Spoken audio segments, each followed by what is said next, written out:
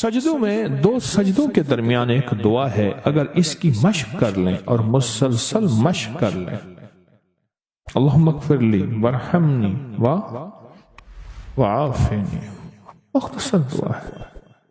اگر دو سجدوں کے درمیان اس دعا کا استحضار، اس پہ توجہ، اس پہ دھیان اور اس کی مشق کر لیں، زندگی کے وہ خزانے ملیں گے جو بڑے بڑے لوگ ڈھونڈتے ڈھونڈتے تھک گئے ہیں۔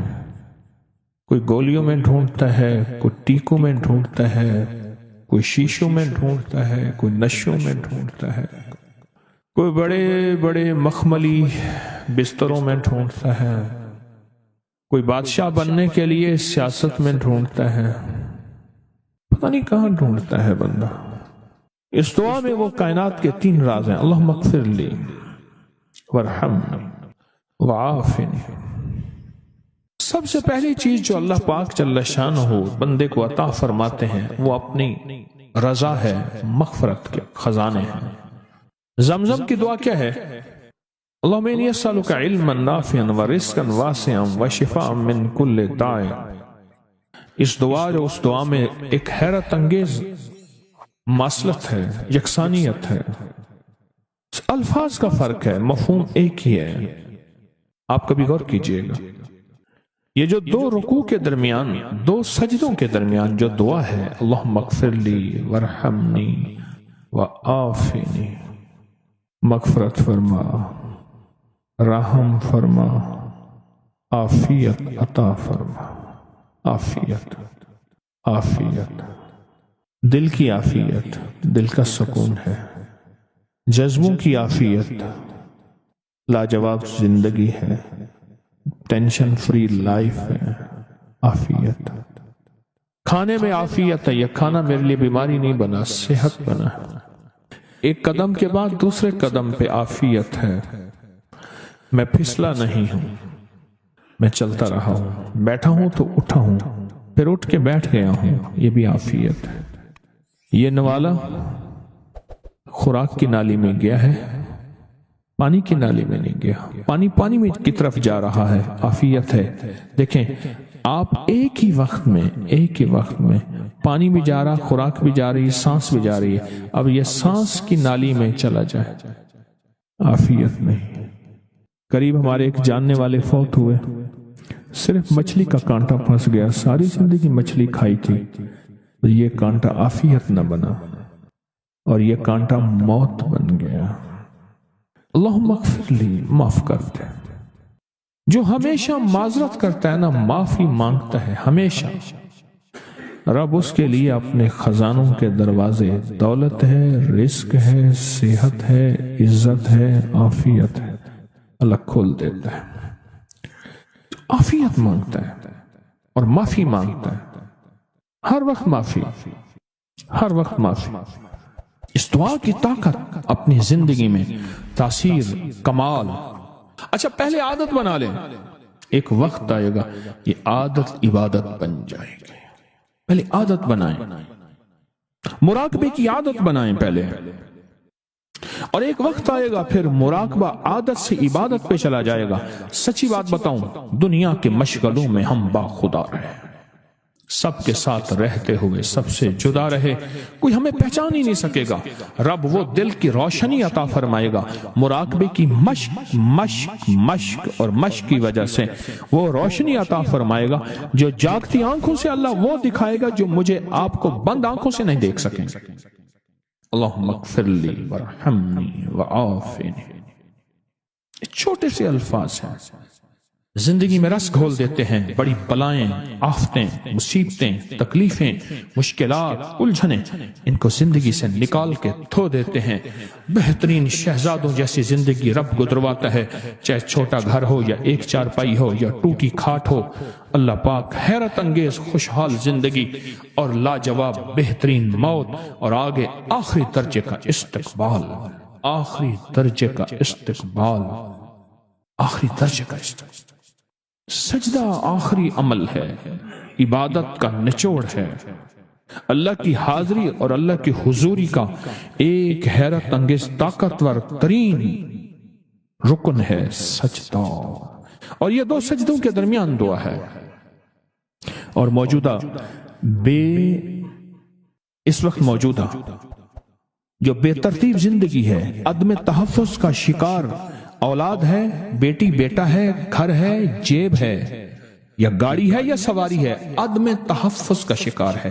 پتہ نہیں کہ تحفظ کیا ہو، پل میں کیا ہو جائے، گھر کے حالات کیا ہوں، زندگی کے حالات کیا ہوں، آج کیا ہے کل کیا ہو، کوئی خبر نہیں. ان لمحوں میں اس دعا کی اشد ترین ضرورت ہے کہ اللہم اغفر لی ورحمنی، بس رحم فرما، وعافنی، عافیت دے دے، بدن کی عافیت، آنکھوں کی عافیت، ذہن کی عافیت، دل کی عافیت، جذبوں کی عافیت، اولاد کی طرف سے عافیت، گھر کی طرف سے عافیت، بیٹی کی شادی ہونی ہے عافیت، ہو گئی عافیت، بہو آنی ہے عافیت، ہو گئی عافیت، سواری ملی ہے تو اس کو عافیت کا ذریعہ بنا، یہ سواری میری موتوں اور میری ذلتوں اور مجھے لولا لنگڑا کرنے، ہاتھ پاؤں کٹنے، پریشان ہونے کا ذریعہ نہ بنے، عافیت عطا فرما. دوسرا رکوع کی دعا، سمع اللہ لمن حمدہ، ربنا لک الحمد کے بعد حمدن کثیرن طیبن مبارکن فی، حمدن کثیرن طیبن مبارکن فی، یہ 5 جملے ہیں چھوٹے چھوٹے، حمدن کثیرن طیبن مبارکن فی، یہ 5 جملے ہیں چھوٹے چھوٹے. میں کہتا ہوں زندگی میں جس بندے کے گھٹنے ختم ہو گئے ہوں، سب کچھ گھس گیا ہو، اللہ چلنے کے قابل بنائے گا، کمر کے مہرے، پٹھے، اعصاب اور معذوری سے اللہ بچائے گا. اور حیرت انگیز طور پہ مجھے لوگ جب سے میں نے بتانا شروع کیا ہے اس دعا کی طاقت یہ ہے. ایک بابا جی دعا دیتے تھے، میں نے کئی بار سنی، ایک سے نہیں کئی دفعہ سنی، یا اللہ بندے اور منجے کا کبھی محتاج نہ کرنا، کہ اللہ انسان کا اور چارپائی کا بھی محتاج نہ کرنا. یہ انسان اور چارپائی کی محتاجی سے بچانے والی دعا ہے جو رکوع سے اٹھنے کے بعد ہے. کہیں حمدن کثیرن طیبن مبارکن فی، بس بڑی طاقت ہے. کیوں؟ اللہ کی عظمت ہے. اے اللہ ساری حمد تیرے لیے، اور بہت کثیر اور بہت پاک اور بہت مبارک، ساری حمد تیرے لیے، ساری تعریفیں تیرے لیے، ساری ثنائیں تیرے لیے، اور ساری عزتیں تیرے لیے، سارے تخت تیرے لیے، سارے تاج تیرے لیے، ساری سربلندیاں تیرے لیے. اللہ کہتا ہے میری تعریفیں کرتا ہے، مجھے عزتیں دیتا ہے، کبھی کسی کا محتاج نہیں کہوں گا. کیوں؟ کہ میں محتاج نہیں ہوں. اللہ محتاج ہے، لہذا کسی کا محتاج نہیں کروں گا انشاءاللہ. رکوع سے اٹھتے ہوئے میں کہتا ہوں جتنا بھی بندہ کوئی راکٹ اور انجن ہوئے تو یہ 3 سیکنڈ تو بہت زبردست بات ہے نا. 3 سیکنڈ اس دعا کے اندر میں نے بڑی طاقت پائی ہے. کتنے بے شمار ایسے ہیں کہ جو کہتے ہیں ہم ہل نہیں سکتے تھے، مہرے، ڈسک، کمر، کالر، گردن، جسم، ہڈیاں گھس گئیں، اللہ چلنے پھرنے کے قابل بناتا ہے.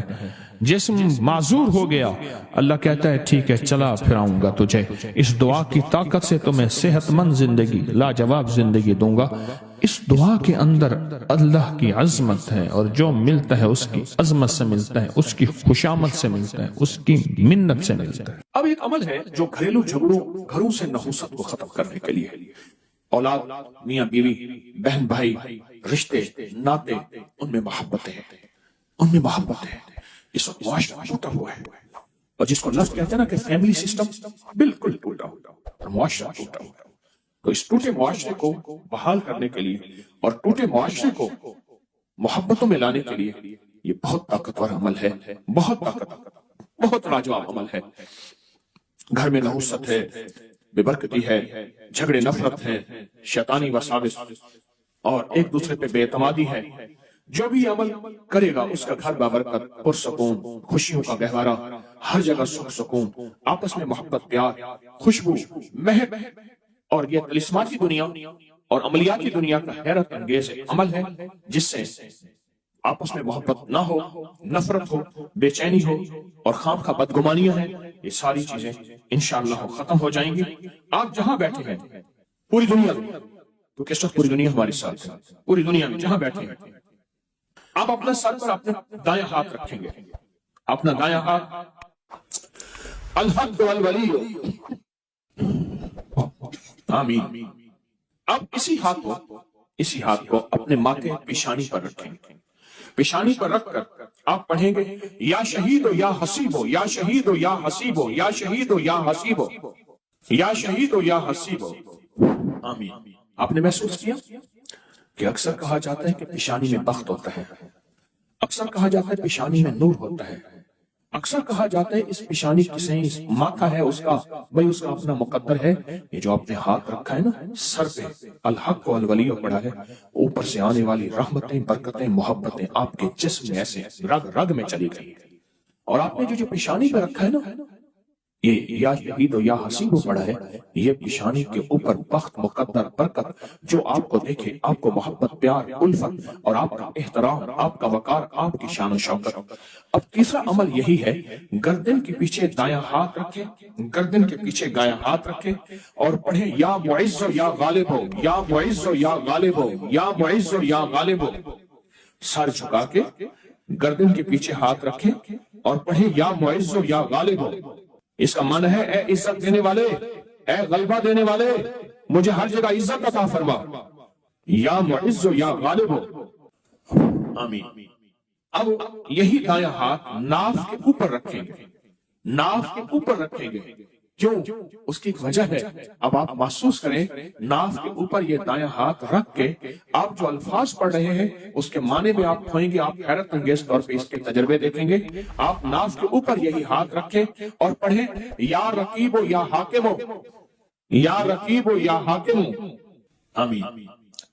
ये आपके तन मन में से, आपके अंग अंग में से बीमारियां, गुस्से, जज्बाती कैफियतें, गुनाह, टकराव, नफरतें, ये अल्लाह का नाम निकाल रहा है। आपके अंग अंग, आपके मन मन में से ये चीजें निकल रही हैं। अब यही हाथ अपने दाएं घुटने पर रखना है, वहीं बैठे बैठे दाएं घुटने पर यह हाथ रखना है और पढ़ना है, या हाफिज़ो या करीम हो, या हाफिज़ो या करीम हो। आमीन।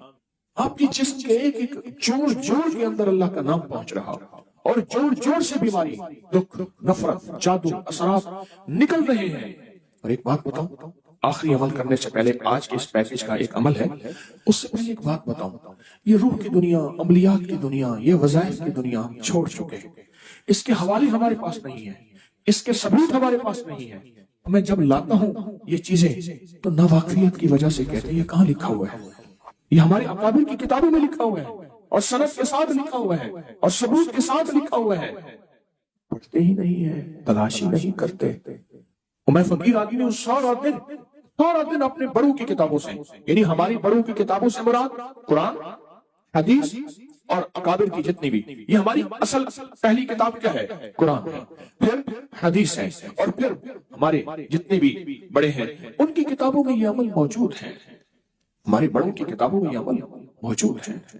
और एक एक रग से बीमारी, दुख, तकलीफ को निकालते हैं। अब बाएं घुटने पे हाथ रखें, सर झुकाएं, डूब जाएं और पढ़ें, या शकूर या फत्ताह हो, या शकूर या फत्ताह हो, या शकूर या फत्ताह हो। आमीन। अब आपने दोनों हाथ सामने करने हैं जैसे दुआ के लिए। इन सारी चीजों को जो पढ़ाए फूंक मारे और अपने हाथ ऐसे झाड़े जैसे किसी चीज को झाड़ते हैं। इस तस्वर के साथ सब तकलीफें, सब बीमारियां, सब इल्लतें झड़ गईं, सब जिल्लतें झड़ गईं, सब जादू जिन्नात, सब तकलीफें, सारे हालात, सारी तख्तियां झड़ गईं, सारी परेशानियां झड़ गईं।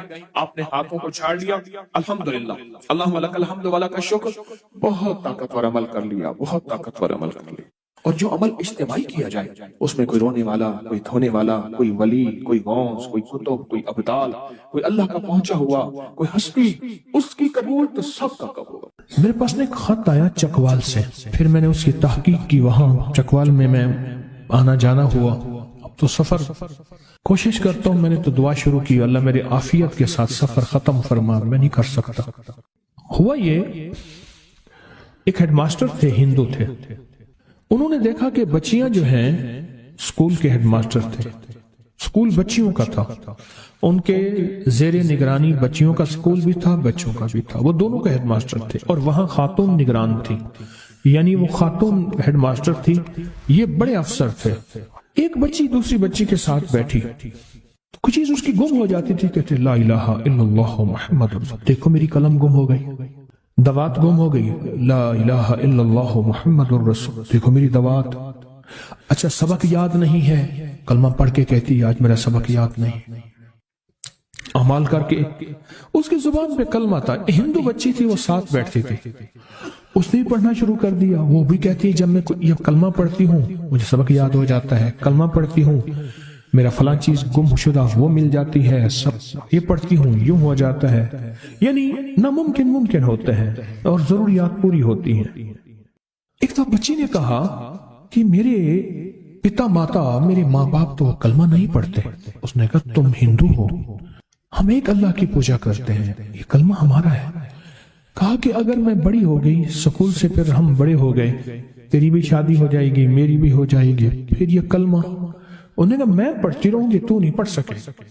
بچی رو پڑی، تو کہا میں ساری زندگی یہ کلمہ نہ چھوڑوں، تو مسلمان ہونا پڑے گا۔ تو مسلمان ہونے کے لیے کیا کرنا پڑے گا؟ کہا کچھ بھی نہیں، اس کلمے کو دل سے مان لو اور کہے میں مسلمان ہوں، اور بس اس کو پڑھتی رہو۔ تو کہا ماں باپ کو جواب دوں؟ کہ ماں باپ کو نہ بتانا کہ میں مسلمان، ماں باپ کو نہ بتانا۔ یہ خط میرے پاس آیا کوئی آج سے 15-18 سال پہلے کم و بیش۔ پھر میں وہاں گیا تو میں نے اس کے احوال پوچھے، تو مجھے انہوں نے احوال بتائے کہ یہ واقعہ سچ ہے، اور بلکہ اس کی مزید تفصیلات تھی۔ دل کی دنیا کھل گئی۔ بچی کے منہ سے نا بے ساختہ گھر میں جب کوئی چیز گم ہو جاتی یا انہونی سی کیفیت ہوتی یا کوئی ایسی چیز ناممکن ہوتی تو بچی بے ساختہ منہ سے کلمہ کرتی۔ ماں کہنے لگی یہ کیا کر رہی ہے؟ یہ تو بیٹی مسلم کا کلمہ ہے، ان کا لفظ ہے، ہم تو بھگوان کے ماننے والے ہیں، بیٹی یہ کیا کر رہی ہے؟ بیٹی نے کچھ عرصہ یہ کہا کہ امی ساتھ میرے مسلمانوں کی فلاں فلاں کی بچی ہے، وہ پڑھتی ہے تو وہ ایسا کرتی ہے تو میرے منہ میں پختہ ہو گیا ہے، ہم تو بھگوان کے ماننے والے ہیں۔ لیکن کچھ عرصے میں ماں نے محسوس کیا کہ اس کے اندر کی کیفیت مسلمان والی ہے، اور ایک دفعہ ماں نے اس کو چھپ کے نماز پڑھتے دیکھا، بہت مارا، بہت مارا، باپ آیا اس نے مارا، آخر کار جب مار ہو گئی تو اس نے کہا جو کلمہ مار پڑھنی تھی پڑھ گئی، میں تو مومن ہو گئی، میں اسلام لے آئی۔ اس کا سکول جانا بند کر دیا، اس کو گھر میں قید کیا، اور قید کی سختیاں کہ یہ چھوڑ دے۔